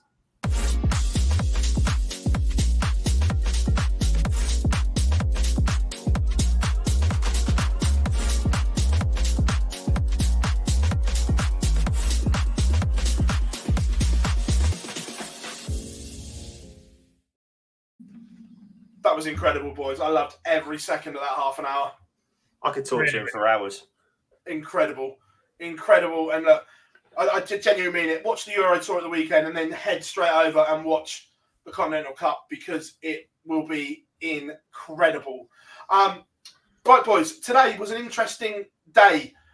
Premier League tickets went on sale. Look, and first of all, look, the PDC got a lot of shit on social media. But this isn't just a PDC issue. This is a almost worldwide issue with tickets. We've seen sites not been able to cope. Taylor Swift, Oasis, Coldplay. NFL, it's on Coldplay, the PDC today. That this isn't just a PDC issue. This is a massive issue that needs to be sorted for fans, not just of darts, but of every live event going. Gob, floor's yours if you want to go. Just shit, innit? I mean, I didn't even go for tickets for half those things, but I was definitely complaining about the lack of Oasis ticket, just because everyone else was, and I felt a bit left out. The rest of them couldn't care less about, especially Coldplay. What a load of shit, Owen Binks, if you're listening, stick it up your wreck. Grow up. Grow up. Look, it's just frustrating, isn't it? Like, there are good people that are paying good money for priority windows that are being beaten by technology at the minute, and if the technology continues to fail, there has to be an alternative. They're going to have to employ some people, because it'll be a bit of a ball ache to go through, even if it becomes a manual process for a bit. If people are going to pay for priority access and expect a service, then the PDC needs to provide it. Simply putting out a message going, we're working with this, we're really sorry, you're in a queue, which people have then, by the way, proven not to be true by looking at source code in the back end of the websites. It's just not a good look. And I get that it's not just a PDC problem, but it's really high profile within the sport right now, because you have on sale, bang. Like, there's so few opportunities to do this. If a football fan misses out on Manchester United at home, they've got a chance next week to go to Chelsea away. No, they don't. Really Trust me, they fucking don't. I get what you mean, though. I get what you mean. Games in a season there. You might only live near the alley. There's only one more championship year. There's a Grand Prix. There's a Premier League in your hometown once a year for one night. But, right, first of all, I get it. It's frustrating. But as the wonderful Mr. Dan Simpson said when you discussed about the World's tickets, there's only a finite number of tickets available for each Premier League night. By the way, the fact that I believe the O2 is already sold out. Correct, it is Unbelievable, considering the fact that it never sold out before last year properly, and now it's fully sold out is mental. There's two things here. First of all, the people who are saying, I paid 50 quid, so therefore I'll get priority access. You don't. That's not what you pay your subscription for. You pay your annual subscription because you get an absolutely shit ton of darts on the content on the side. 30 plus Pro Tours and 14 Euro Tours. It's not bad at all. Yes, there is the added benefit of the fact that you do get the tickets. And it is frustrating when, I think, if memory serves me correctly, Phil, you can call me wrong and tell me I'm wrong. I'm sure you will. Did subscriber numbers double or treble in 2024? Double. Right. Okay. So, yes, I get that it's frustrating. And last year, as for the Worlds at least, was horrendous. And this year has obviously been even worse. The second thing is, again, people going, and this is what Matt Porter said in his recent interview with Phil, and he's right, because I know a little bit of how it all works. People saying like, all the bots and the scalpers are buying them. They're not. You are taking a risk buying the tickets if you decide to go on Viagogo or everywhere else, because 95% of the people who put those tickets up haven't bought them, don't have an order confirmation, and currently don't have the tickets. Well, they are looking to go and source them for X amount of money, so they make Y amount of money. This is the issue, and I tried the process today. So I did as well. So, and Chris, this goes back to your secondary market thing, that it's not the secondary market. People are chancing their arm. So I could post a ticket on Viagogo without having it. So today I went in and posted Premier League, blah, blah, blah, blah, blah, seat number, and I could put sell now, and not once did they ever ask me for proof of ticket, proof of purchase. You can literally just put tickets on there. So when people say, oh, look at all these tickets on the secondary market, those tickets don't exist. Yeah. They're scammers chancing their arm. Yeah. Like today's, or in general, the meltdown is caused by sheer numbers of people trying to get tickets. And then when you see all these on secondary markets, 90% of them genuinely don't exist. Well, and then obviously as well, I will give the PDC credit here, because if it is true, the fact that 500,000 bot sessions were stopped by C-tickets, that's incredible. That is absolutely incredible and needs to actually be celebrated. I know people will get pissed off at the fact that I haven't got this. I haven't got my ticket for my Premier League night. I get it. It's frustrating. But I'm sorry, you don't automatically have a right to a ticket just because you spend 50 quid. It isn't in the terms and conditions of the contract that you and of the thing that you sign with the PDC. And this is what really grinds my gears on this. You're buying the subscription. Yes, there is an added benefit, but your main benefit is that you get 30 plus Pro Tours and 14 Euro Tours, an extra 50, 60, 70 days out, plus everything else on the affiliate tours. We mentioned it obviously with Anthony earlier. Asia Tour, DPNZ, Australia, the Baltic Tour, everything, the German Super League. Where's the Lollipop Man? Bring him back. Oh, the Lollipop Man. You know what I mean? Yeah, but do you get what I mean? Like, I obviously have sympathy for people who miss out, but I don't have that much sympathy. I don't, because you're not entitled to a ticket. And there are only a finite amount of tickets in a venue. I wanted to go, I tell you what, classic example.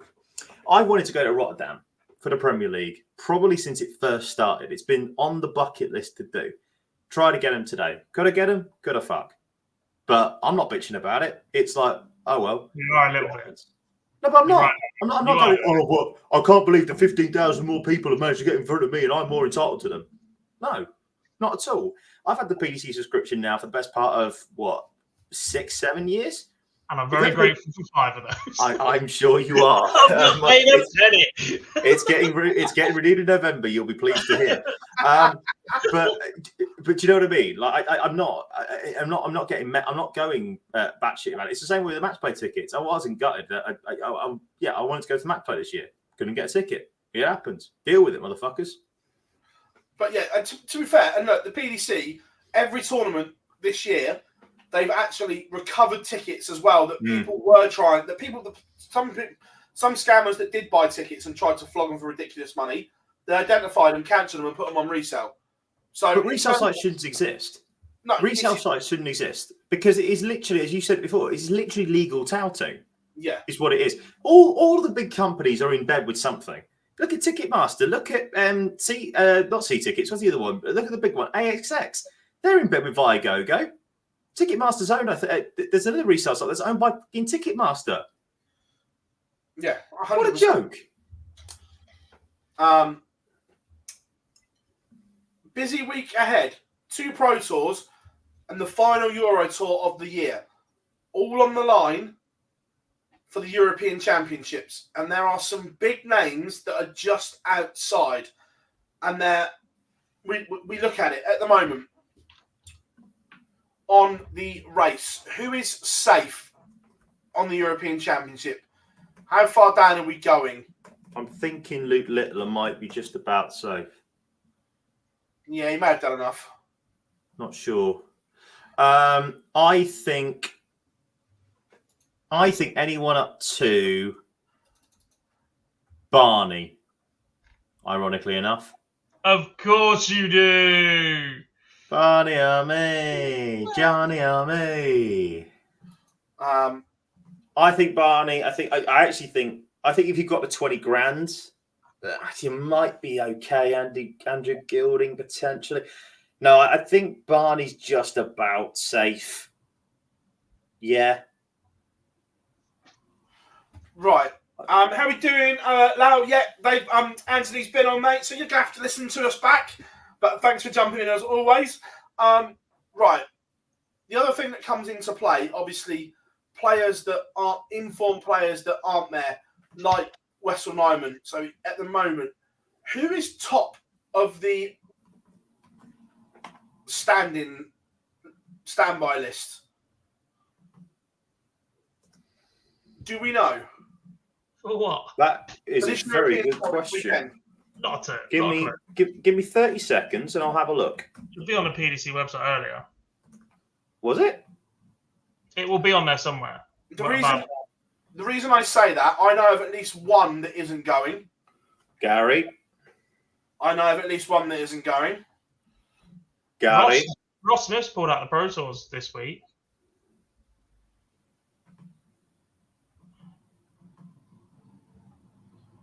So is he safe on the Euro? He's pretty safe on the Euro Tour as well, so he might not travel. Who's that? Ross Smith, ninth on the European Champs Order of Merit, 63,000. Not getting caught would affect his seeding a little, but if he is under the weather, like he said, and withdrawing from the Pro Tours, you don't really need to go at the weekend either. No, agreed. Get yourself ready. But look, obviously just outside, Callum Ridds, who we've got an interview coming out with this week, which I did over the week with him. He's just outside, but he's in the tournament, so he's got an opportunity. Yep. Reserve list is Rasma, Hempel, Kim, Kyvenhoven, de Graaf. So not really anyone that... Well, Rasma's just outside. Rasma's the one that is just outside. But you look at the names that could potentially miss out. Scott Williams, Dimitri van den Berg, Brendan Dolan, Rasma. The two in 33 and 34 in Menzies and Ritz. This draw is going to be so crucial. It's just so important, isn't it? The European Championship, only again 32 players, obviously, and we all know the Euro Tour changes. I don't want to set Gob up. It's 9:30. We need to try and finish at 10 o'clock. But all I'd say is that the European Championship is such a massive tournament to try and get ahead of so many people, and it's also your last chance of qualifying for the Slam outright. So that's big money, big money. But you look at it. Dirk's not there. Right. I'm just going to go to the European Tour. Out of those that aren't going, I think. Well, if one of them isn't going, then I'm going to guess it might be a certain person that rhymes with Michael Bang Berwin. Do you know what will make this even easier? If Darts Rankings had already put in the final people on the European Tour of Merit, so we know which ones are there on one screen. Yeah. Well, look at that. I've just looked. Dirk's not qualified. Huge. Massive. Romeo Dunn, you say Ridds is? Ridds is in. Menzies is in. Mike the Decker as well. The Decker is in. Sorry, call him by his proper name, please. Mr. Coe. Mike the Dicker. So, are we saying Dirk's in a world of trouble? Oh, dear, we are in trouble. Yeah, I can't see. If you hover over their money, it says already included upcoming events pre-qualified for which round. So, Ridds' money already includes 1.25. Whoa. Whereas Aspinall's does not, because he's starting the round before. Sheesh. That's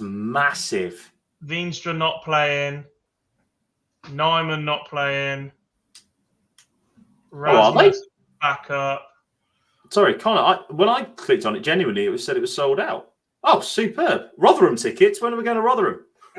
I know what you meant. Menzies has no money on it because he's seeded. Yeah, but the same as Aspen or whatever, so they have to get through a round, but then they double their money, don't they? Yeah. It goes on. So it becomes even more dangerous. The same with Brandon Dolan, 38th. No money on there, but double whammy if he wins. Yeah. Dimmy, the same. Joyce, the same.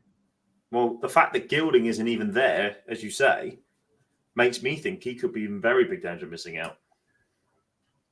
Smith there, Mike there, Dirk not. Yeah, Dirk's in a load of trouble. Gilding will be one of those nervously watching the third round. Yes. Depending on the draw. Yeah, this is it, isn't it? Because they could be knocking each other out. But you think about the They likes of, could also say, be in Rasmus. complete opposite parts of the draw and have the opportunity to run. Or if they stack up in a part of the draw, then at least one person's guaranteed to go beyond them. Yeah, exactly. Yeah. And then obviously, as well, as you mentioned, obviously with Rasmus, standby list, if you know a certain Green Machine and potential Flying Scotsman that are making their trip to Prague, Philip, then he could get called up. Yeah, I'm just saying, he could get called up. To be fair, I think Michael will be there. Michael's in the Pro Tour this week. Is he? Oh, that's good. Yeah. Great. Who else? Well, I'm presuming that the world number one might not go. No, he said Luke said he's going to the Pro Tour yesterday. Okay. So Gando's not there. We kind of guessed that. Anybody else that you've heard of that won't be coming? No, well, just what Gob said. Obviously, Ross Smith pulled out of the Players' Championships today because he's not very well. And does he need to travel? Yeah. Probably not. No. Is the thing. So if he needs some recovery time, maybe. Oh, Ross Smith is more than okay. More than okay. So interesting, I would say. Patrick Kovac has qualified as the Eastern European qualifier. Marco Cantelli from Nordic and Baltic. Obviously, there's 4 host nation qualifiers to come in as well. Yippee. But also, with 4 Pro Tours left as well, the race for Minehead gets my favourite race of the year. It's my favourite race of the year, the Players' Championship Finals race, because it means so much. Not necessarily the tournament. Obviously, Mace, we all know that you know how much I love the Players' Championship anyway. But it means so much for the World's race as well, because that means so much for the card race. Qualifying for Minehead and getting into that top 32 in the world could be the difference between keeping your card and not. It's the best time of the year, man. Christmas, Dartmouth. This is the best month of the year by far. Well, again, Aspinall and Cross were 2 that a month ago had a lot of work to do. They're now in green. Granted, they're in the last couple of spots, but they're in the green now, heading into these final races that a month ago looked unlikely. Which is interesting. Sauser is 82nd. I know. I was looking at the Sauser the other day. Where is he on my rankings? And I'm not being funny. He's the only player currently. There's 2 players in the top 50 that haven't qualified for the World Darts Championships as things stand currently right now. Number 50 is Matt Campbell. Number 36 is Jose de Sousa. Right, you look at Jose next year. Jose has got to defend £113,000. Jesus! This year he's only earned 22 grand. Well, Gando. Well, Gando always said, didn't he? Gando always said you needed a year off. You wanted a good year and a bad year. Christ. The biggest part of that money is the fact that he made the 4th round of the Worlds, didn't he? Made the 4th round of the Worlds in this year he's got to defend I was about to say, fourth round he's of Lords, got yeah. 55 grand the back end of this year, yeah. Yeah. And then he's got a quarter final of a European Championship? No, a second round of a Euro, but that's it. Yeah. Good God. He's in a world. That tour card is in next year. Is in a world of trouble. Correct. Yeah. Speaking of, I know he's giving it up, but Steve Beaton's 75th on the Players' Champs Order of Merit. It's 2 grand behind. Is a shot at the Players' Champs needed for us to see the Bronze Adonis at the Worlds for a final bout? He needs a run from somewhere. I think he'll have to go to the qualifier realistically when he deserves to get one final shot anyway. Do you know what? I know we don't do this. No, don't you dare say it. No, there are certain players in the sport that deserve it, and with the fact that one of the spots from the women's match play will not be being used, I don't think you'd see many people be pissed off if that was given up to the Bronze Adonis. Just saying. I love Steve, but I would be. That's not how these rules work at all. Jimmy White got invited to the Worlds for years.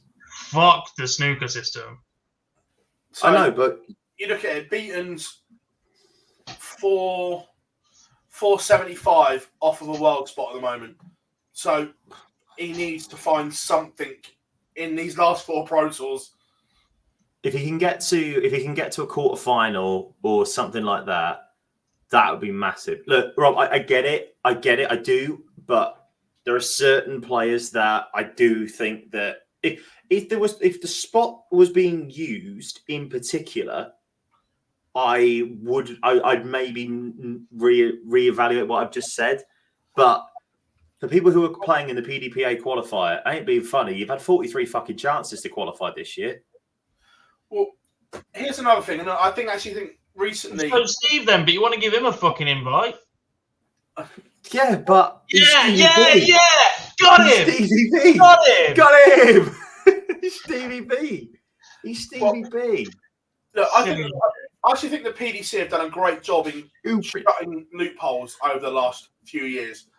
Yeah, but there's still one that grates me, and this is the Dev Tour card holder debate. So currently, Keane Barry is a mile off the World Championship through the Pro Tour Order of Merit. He gets that World Championship spot from the Dev Tour, which I haven't got an issue with, but that money should not go on his ranking because the other tour card holders don't have that opportunity to qualify through the Dev Tour. We'll get a tour card then. We're talking about other tour card holders missing out on it. Yeah, because sorry. Right, my apologies. Because the tour, like if say next year Keane keeps his tour card because of this year's Worlds money that he's got from the Dev Tour. Yeah, that's not right. And they've done really well at closing loopholes, but this is still one that is an issue. Admittedly, he would have got a tour card from where he finished anyway, given that Wessel already has one, etc. But he would have had to start afresh, and that's a big difference. I mean, he'd start on 0 and everything like that. Which we've seen from the likes of Keegan Brown, who was very, very close to the match play, misses out just, keeps his card again, doesn't get into the match play, and this year looks like he's about to lose his card. He would have been in a much stronger base to attack from if that money had rolled over. Yeah.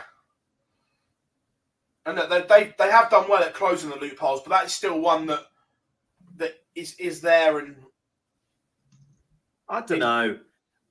Look, you can't. Again, then this is massively ironic for what I've just said, but you can't discriminate against players just because they qualify through a different method.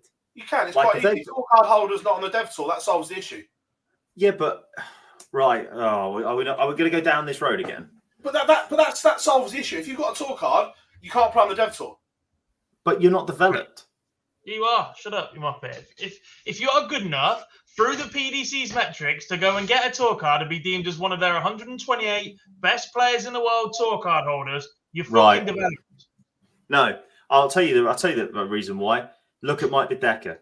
Mike De Decker, he won his card on the Dev Tour, yeah, and then he lost it in 2017. So clearly, at the time, he wasn't one of the best players in the world. What was most important to him at that time? It was crafting your card and crafting your game on the development tour and then eventually onto the challenge tour. It's then helped him to then go on to win the Players' Championship in August and then go through.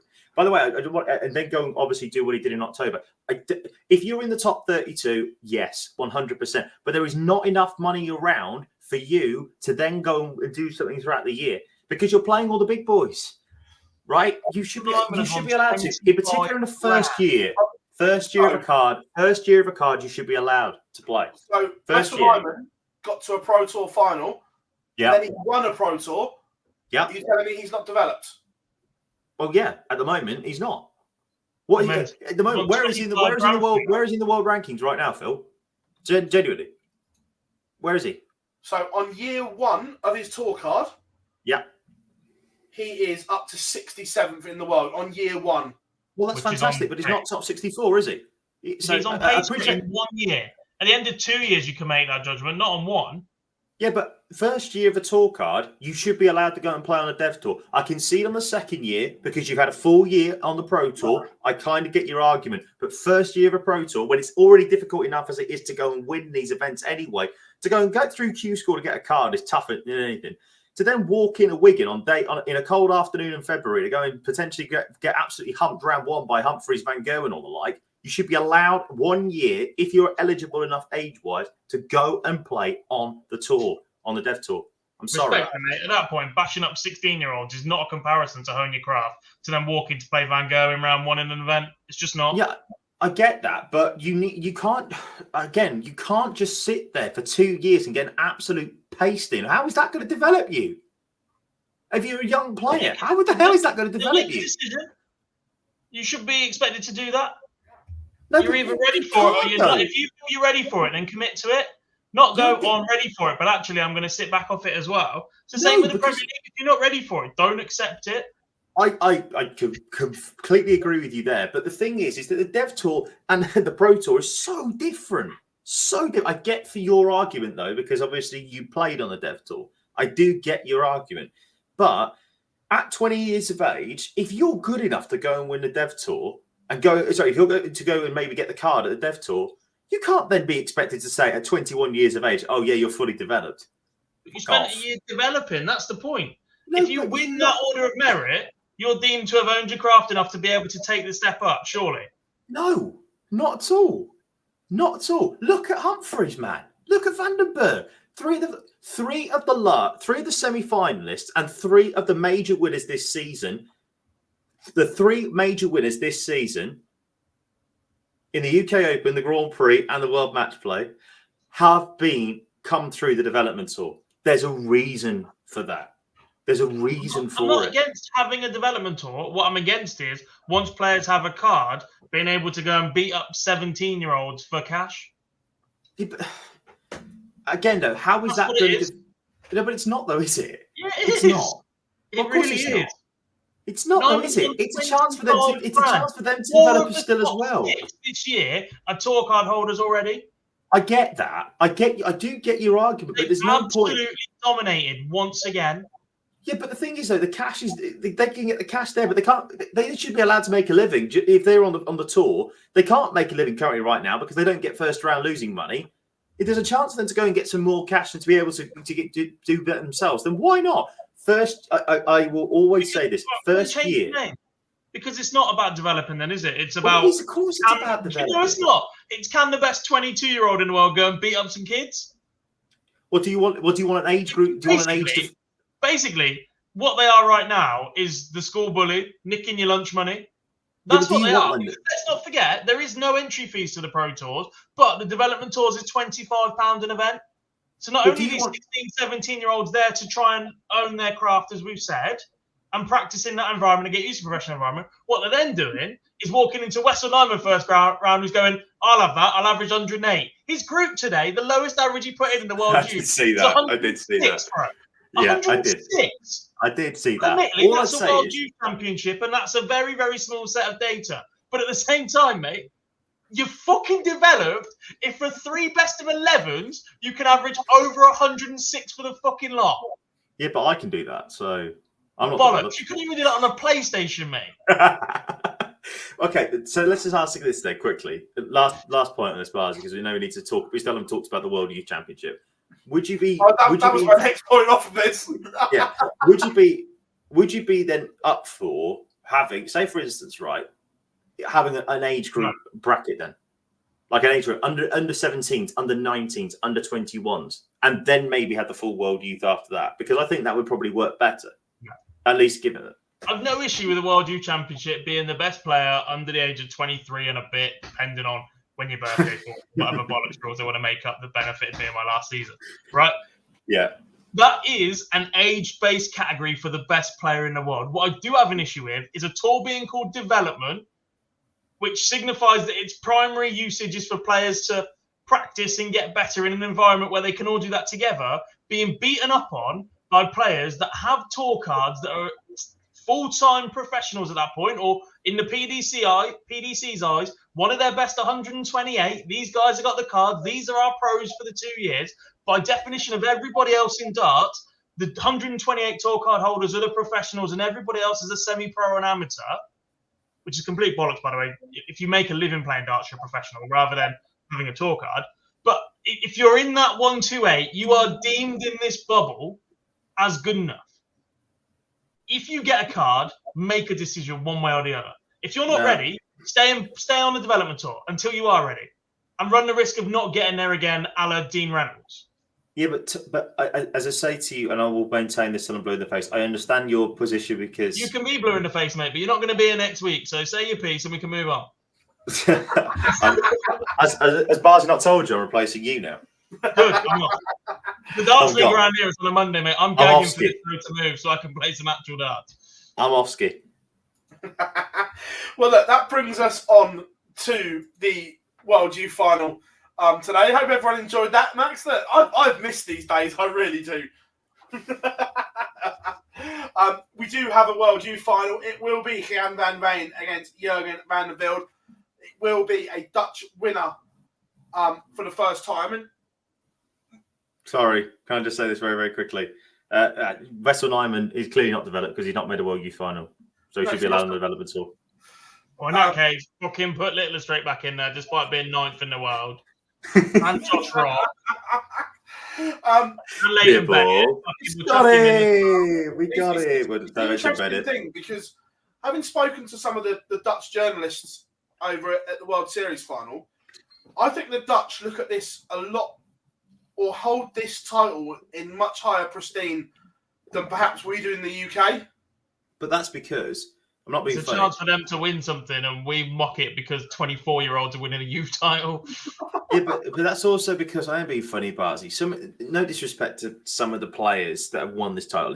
It is important, but we're hearing that these players are like that are going to be the next greatest thing, and that's because of sometimes, in particular, in the olden days when it was on another broadcast network, we were hearing that these were the greatest players on planet Earth and they're going to be the next big things. I mean, you look at it, and obviously you've got the likes of Littler, obviously Van den Berg, Luke Humphries, for Christ's sake, but there are other players as well. Was that Rock? Yeah, but there are other players that have done square root fuck all since winning it.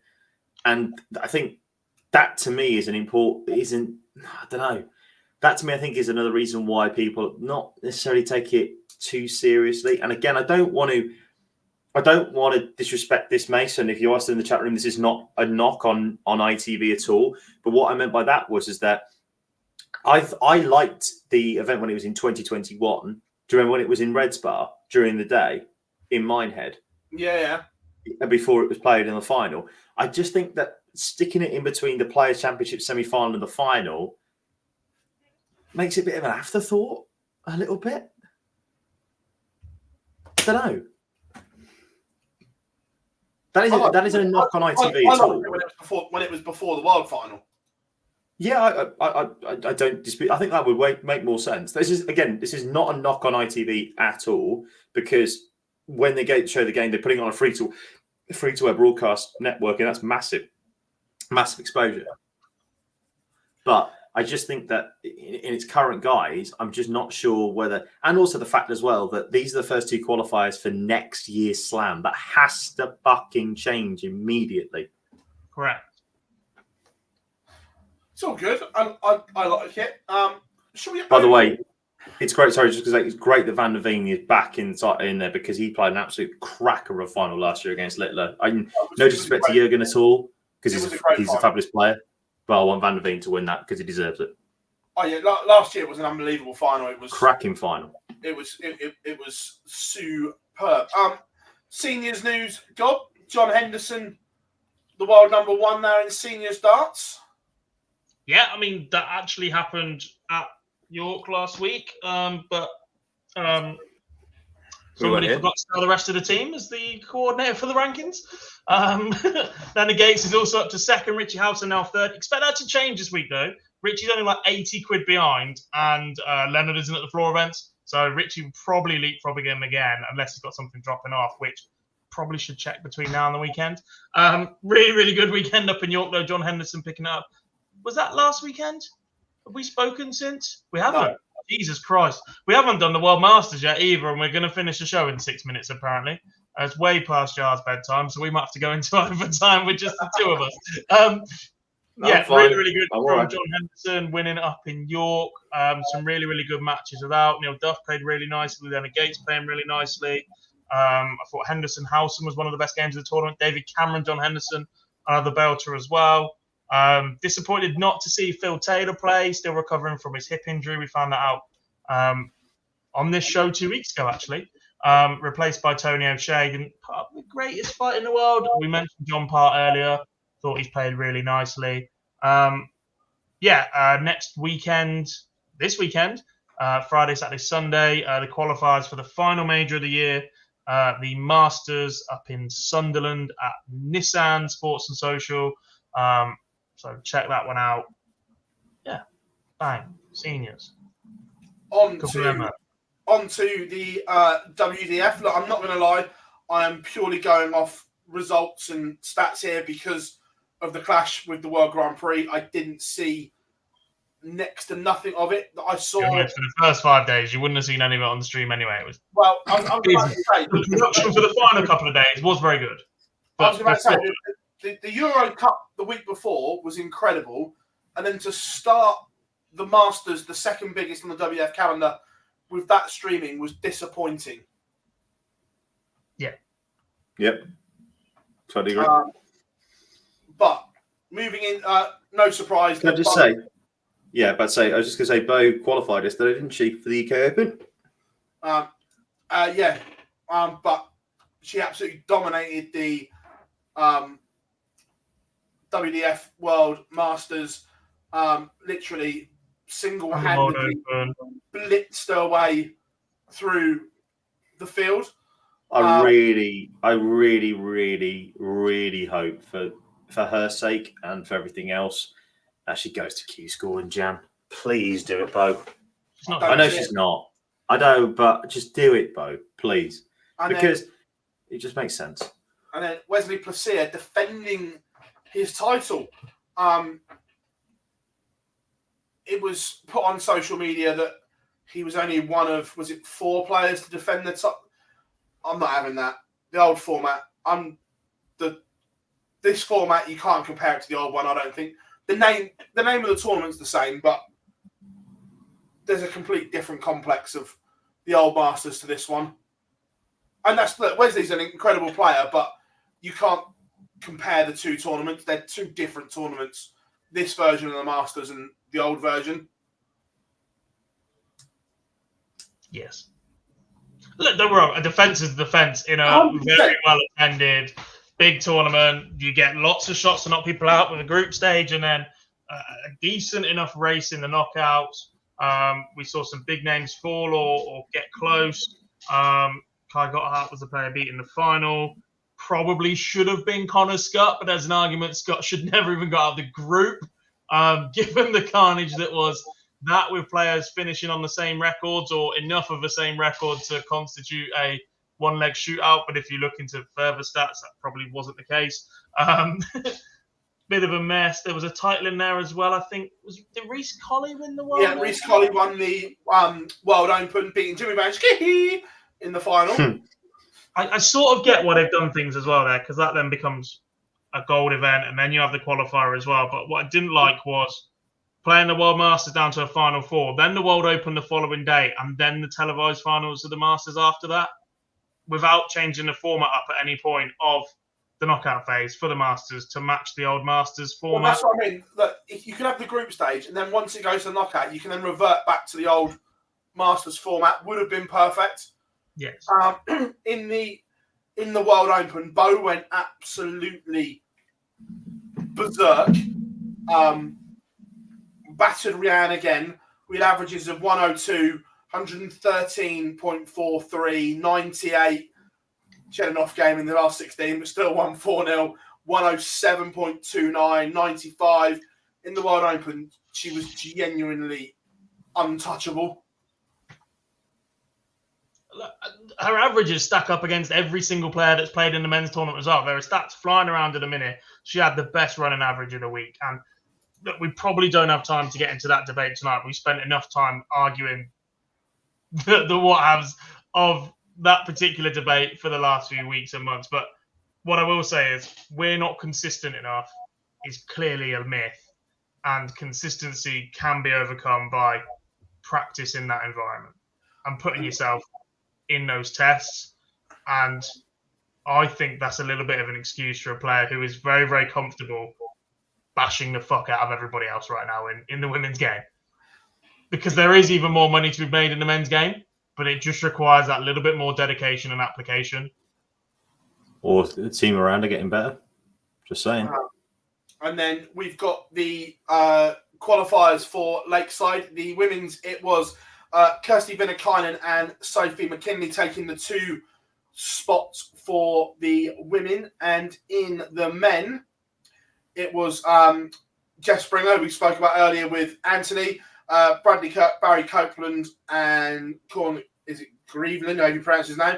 Grieveland. And Phil Barr still butchering names, you'll have to see it. Oh, 100%. I'll butcher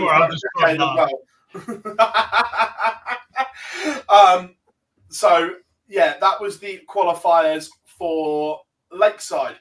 Now, I did contact the WDF and ask, is there a cut-off, or do they have a cut-off yet for players that need to make a decision? And the reply was, not as yet. The cut-off date hasn't been decided, because there are a few players that need to make a decision. Yeah. So we don't know when that is as of yet, but I would suggest it needs to be soon, because the lineups are now complete and draws need to be done. You've got to think it's going to be towards the end of October, don't you, really? Probably the back end of October. Yeah.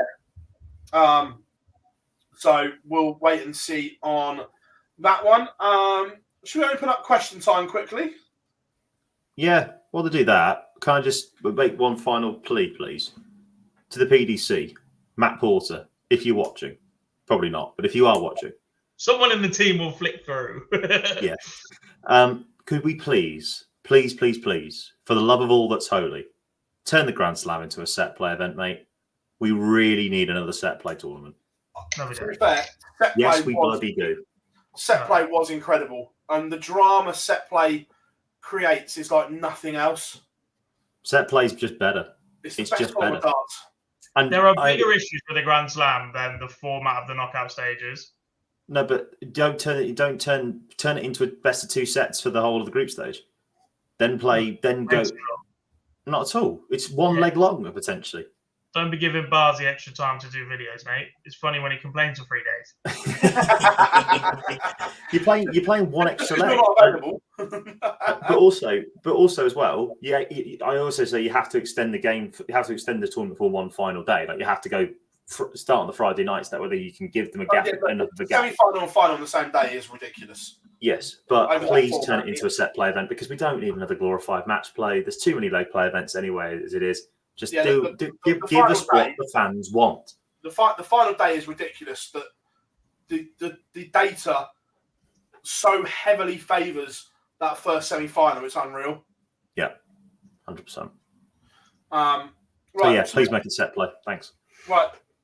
Go on then. We can get a couple of questions in from the chat room before we go. Yeah, Paul Hogan booked his place in Champions Week. I didn't see a lot of it because of the Grand Prix.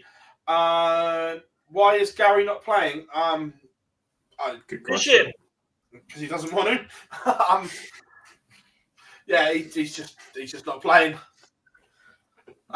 just wants to play darts. That's all he wants to do. Play darts. There it is. Hang on.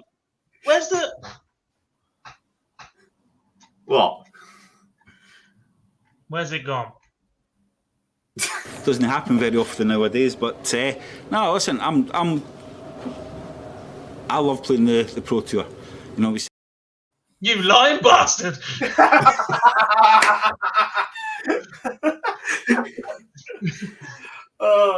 Who wins the next 2 days? Not the New York Jets tonight.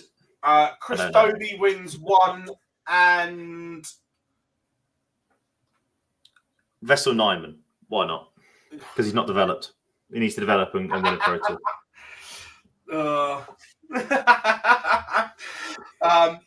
It will be good. We have got a couple of interviews coming this week. We've got one with the magical John Part and one with Cullen Ridds before we restock the cabinet. Only 1,200 subs off of 40k. So if you haven't yet, make sure you hit that subscribe button. The quicker we get there, the better. There's got to be a 40k prize at some point. Has to be. Yeah, we'll get something. Have I just made a rogue promise on air? Yeah, standard. So also as well, yes, we will be streaming the Pro Tours tomorrow and Wednesday, and the Euro Tour Friday, Saturday, and Sunday. So plenty keeping you occupied here on our channel, boys, as always. I love that. What does Cross need to do to qualify for the players? Be in the top 64?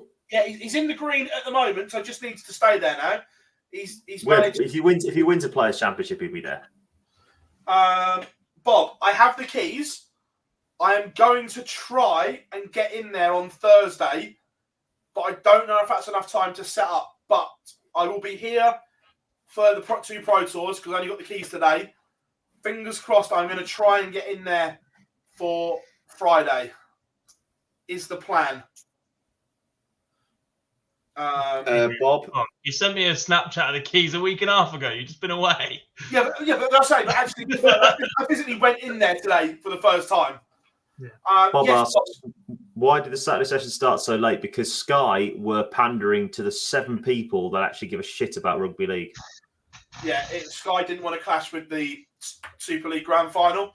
That ended up 9 points to 2, by the way. Because you want to. Bit of Billy in there. Okay, bit of Billy Piper going on there. It ended 9-2. Like, why are we pandering to it? A sport's not even the best form of its own game. Grow up, Northerners. What was the score? 9-2? 9-2 to Wigan against Hull KR. It's not even the best form of its own sport. Grow up, lads. Play with Union. Is there a good form of rugby? Union's quality, mate. And do you know what? This time last year, I was actually on this day last year. I was sat crying my eyes out at this time right now in the Stade de France because Ireland lost to the All Blacks. We are into Fergie time, but it has been an incredible live lounge this evening. Thank you very much to Anthony for coming in. It was an absolute unbelievable chat. So go back and listen to that. I'll say we have been Online Darts. Jar has been back. The original crew back for one night only. He says that he'll be back at some point over the next year as well. It always happens at some point. But incredible show. We have been Online Darts. This will be available as an audio only in the morning. Phil Bars, Jack Garwood, Jonathan Eaton, us signing out, and we'll see you all very, very soon. Oh. Ta-ra.